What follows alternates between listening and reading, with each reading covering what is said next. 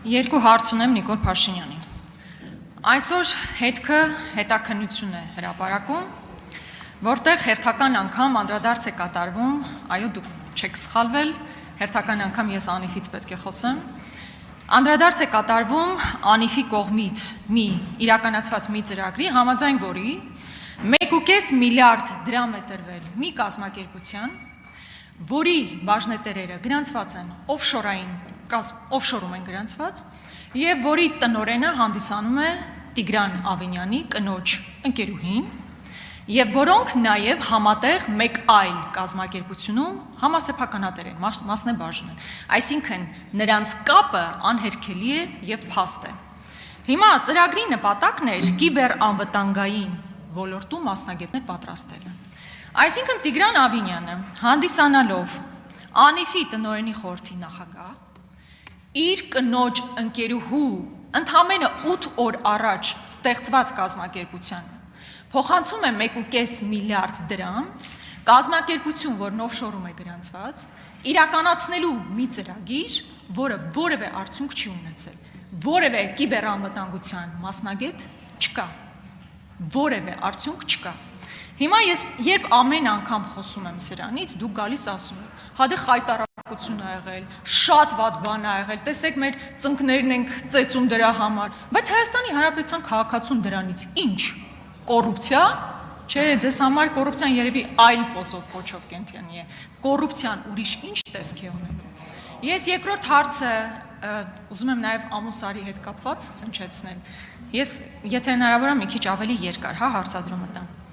Որոշում է կայացվել, որ Ամուսարը պետք է շահագործվի։ Չնայած բազմաթիվ մարդիկ արդեն նաև այստեղ նստած ասում էին, որ դա հանցագործություն է, անթույլատրելի է Լենան Ազանի ականջնել կանչի, հա։ Հիմա եթե դուք իշխանություն գալուց հետո 18 թվականից հետո $500,000 տվել եք հետազոտություն անելու համար, եւ որը չի փարատել բնապահպանական ռիսկերը։ Իսկ եթե փարատել է, եթե դուք պնդեք օրինակ որ փարատել է այդ հարց է առաջանում, թե ինչու է Ամուսարի շահագործումը հիմա իրականացվում եւ ոչ թե օրինակ 5, 6 կամ 7 տարի առաջ։ Հարցին կպատասխանի Հայաստանի Հանրապետության վարչապետ Նիկոլ Փաշինյանը։ Խնդրեմ պարոն վարչապետ։ Լրացում դահլիճում հարգելի գործընկերներ, շնորհակալ եմ Տիկին Գրիգորյան հարցի համար, ով ում երբ ինչու ինչքան դրա համար կան Հայաստանում ինստիտուտներ, այդ ինստիտուտները թող պարզեն, Հայաստանի Հանրապետությունում բոլոր մարդիկ հավասար են օրենքի առաջ, կոռուպցիայի դեմ պայքարը ինձ համար եղել եւ շարունակում է մնալ առաջնահերթություն եւ չի դադարելու լինել առաջնահերթություն, սա առաջին հարցի մասով, երկրորդ հարցի մասով Հայաստանի Հանրապետության քաղաքացիները իդեմս կառավարությամբ ունեն բաժնեմաս Ամուսարի նախագծում, այո, այդ թվում ձեր նշած հետազոտության արդյունքում բնապահպանական խնդիրներ են բարձրացվել,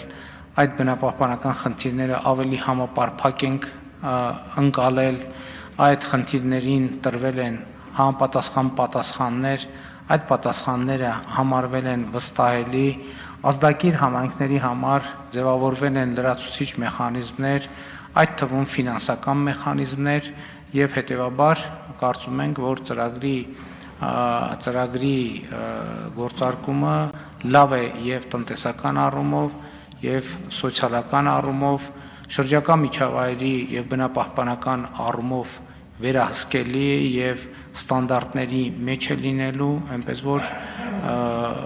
գնացել ենք երկար ճանապարհով, այո, բայց ես չեմ կարծում, թե այս ժամանակը որ կորցե Ամուսարի պարագայում, սա այն դեպքերից են, որ ես կարծում եմ, որ ժամանակը ճիշտ է տևել է, բայց ժամանակը չի վատնվել, այս այն բացառիկ դեպքերից է, մենք տենց դեպք ունենք, որ պտտվում ենք, վերջում գալիս էլի նույն տեղն ենք կանգնում, ասում ենք, բա լավ, այսքան տարին ինչի համար ծախսեցինք, հիմա Ամուսարի դեպքը հենց այն դեպքն է, որ չենք պտտվել, գնացել ենք քայլ-քայլ հետևական,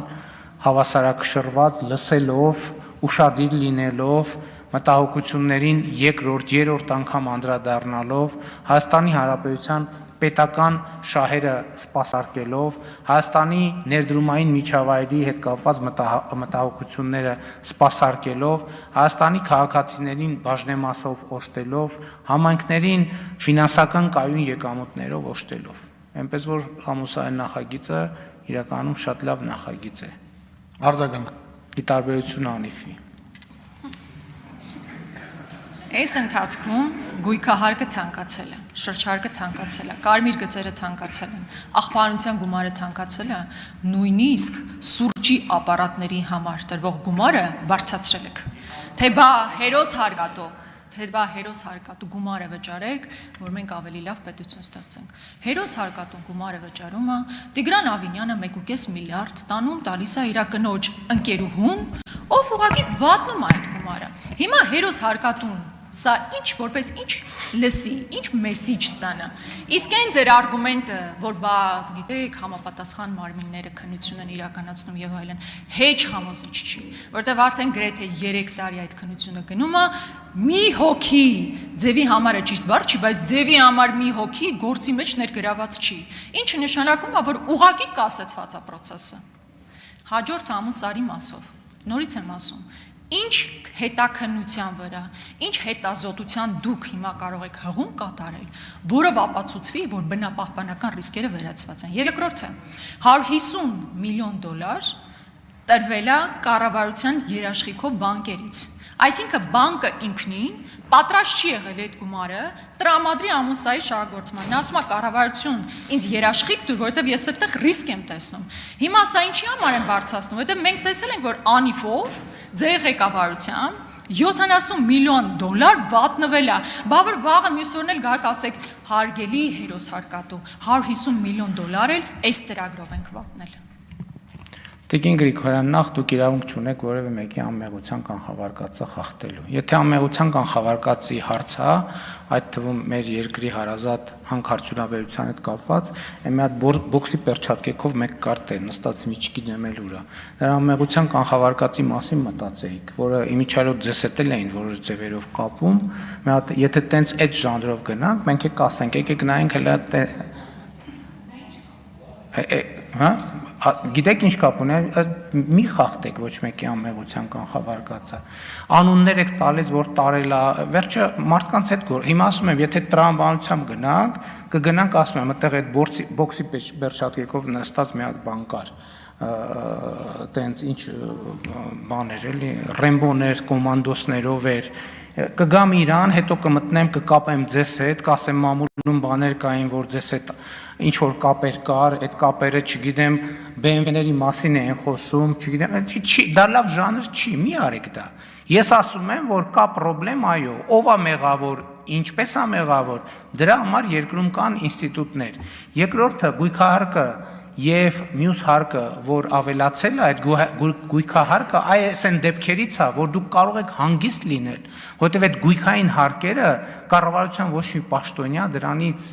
պարգևավճար չի ստանալու։ Այդ գույքարկը ամբողջը գնում է այդ քաղաքացիների համայնքային խնդիրները լուծելու համար։ Մի հատ էլ ծրագիր են կարել, մասնակցային բյուջե ենք ստեղծել, ասում են քաղաքացիներ ջան, այս փողը դուք համայնքով քննարկեք, որոշեք թե ինչի վրա եք ուզում ծախսեք։ Հարկերը ավելացել են, եկամտային հարկը ոչ մեկը չի ասում։ Եկամտային հարկը իջել է, եւ դուք ձեր կողքին նստած падգամավոր այն ժամանակ ցույց էին անում, որ ազգային ժողովի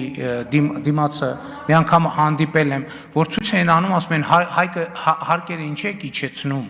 Մենք էլ մի րոպե, մենք էլ այն ժամանակ ասում ենք հարգելի ցուցարարներ, ասում եք սոցիալական անհավասարություն է մտնում բանը եկամտային հարկը համահարթ դարձնելով։ Ասում ենք ձեր փաստարկը մենք լսում ենք, դրա համար ոչ մի մարդ աշխատավարձ ստանալով չի հարստանում։ Մարդու հարստությունը աշխատավարձի հետ չի կապված։ Մարդու հարստությունը կապված այլ եկամուտների հետ, որը կապվում է օրինակ առանձնատոների հետ եւ այլնի հետ, եւ մենք եկամտային հարկի համահարթեցումը կհավասարեցնենք Գույքային հարկերի բաներով։ Այն ժամանակ ցուցարներն ասում են, ոչ, չենք հավատում, դուք խափելու եք եւ այլն, եկան գույքահարկը լուծեցինք։ Հիմա ասում եք գույքահարկը ավելացել է։ Գույքահարկը ավելացել է, այդ գույքահարկով քաղաքացիների կարիքներն են հոգալու։ Հասկանում եք, եթե մենք դուրս ենք գալիս փողոց եւ տենում ենք աղբ կա, մենք պետք է մտածենք ոնց անենք, որ այդ աղբի հավաքման խնդիրը լուծվի։ Մենակ աղբի հավաքման խնդիրը չի, աղբը հավաքել ակետից բկետ տանելը չի, որովհետև աղբավայրից եթե դա չի մշակվում նորմալ, այդ աղբը հետա պտտվում գալիս քաղաք, այդ աղբը քամու միջոցով հետա պտտվում գալիս քաղաք, այդ աղբը դառնում է փոշի, այդ աղբը դառնում է բնապահպանական պրոբլեմ, արագիլների, կռունկների, սագերի եւ բադերի տեսքով հասկանում եք, սենց խնդիրներ կան։ Կարճ ասած, կյանքը այո, այդքան էլ պարզ չի։ Շնորհակալություն։ Չմոռանաք հավանել տեսանյութը եւ բաժանորդագրվել Civic AM-ի YouTube-յան էջին։